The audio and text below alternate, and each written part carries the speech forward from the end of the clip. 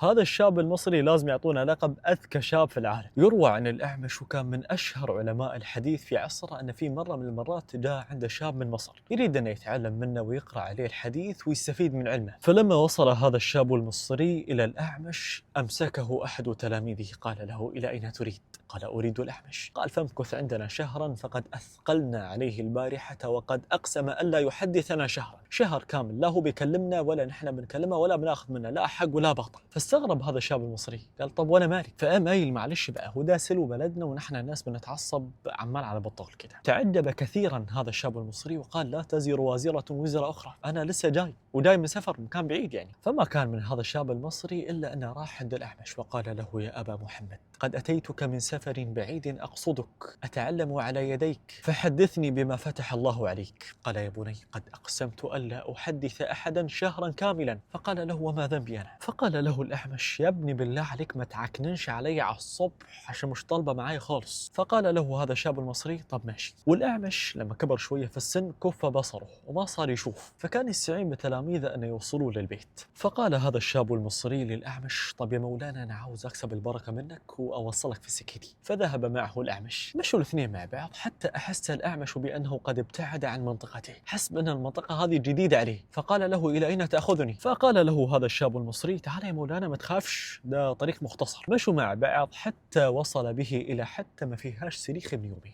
وقال له هذا الشاب المصري: الآن أريدك أن تحدثني ب100 حديث وإلا تركتك في عرض الصحراء. فالأعمش أم قايل للمصري: يا ابني أنا حلفت إني ما أكلمش حد شهر، وأنت عاوز تصغرني ولا إيه؟ فقال له هذا الشاب المصري: وما ذنبي؟ قد أتيتك من بلد بعيد أطلب العلم. فالأعمش قال: لن أحدثك. فالمصري قال: مش مشكلة، حتقعد هنا لغاية ما يبالك صاحب. فما كان من الأعمش إلا أن رضخ للشاب المصري هذا وقال له: طيب اكتب. حدثنا فلان عن فلان، وتم يسرد عليه الأحاديث كلها. وهذا الشاب المصري أخذ سند الأحاديث برتبة أعلى وأجود، لأنه سمع الحديث من الشيخ مباشرة، ما في تلاميذ معه، فبيقول حق الناس: حدثني فلان، ما بيقول بعدين حدثنا لو انه كان مع التلاميذ. اسرع الأعمش في سرد بعض الاحاديث، يريد يخلص. فالشاب المصري قال: طب بالراحه يا مولانا، عشان نحن مش مستعجلين، والدنيا في الطراوه وحننزلوا نشربوا البارد كمان، طلع اسكندراني. حتى اتم 100 حديث. فلما فرغ الشاب المصري من كتابتها جميعا مسك يد الأعمش وقبلها وقبل راسه وقال له: الان اوصلك الى منزلك. الأعمش كان مقهور جدا من هذا الشاب المصري. فهم ماشيين مع بعض، احس هذا الشاب المصري بان الأعمش مرقد له ومش حيجيبها معاه البر، ما كان حدي برضه. وهم ماشيين هذا الشاب المصري خلى الالواح والدفاتر اللي كتبها عند صاحب بقاله موجود في الطريق،